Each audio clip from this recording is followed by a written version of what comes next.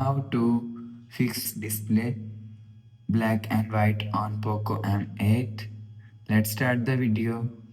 If you want to fix this problem, so go to app library, scroll down and click on settings app. Now in setting, scroll down and click on lock screen. Make sure turn off sleep mode. After turn off sleep mode, go back to home screen. You will see your problem is solved. If it not solved, again click on settings app. Now in setting, scroll down and click on display and brightness and click on light mode. Turn off dark mode and turn on light mode. After turn on light mode, you will see your problem is solved.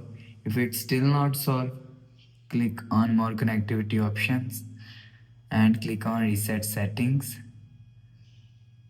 Enter your phone pin, click on next and click on OK. After click on OK, you will see your problem is solved.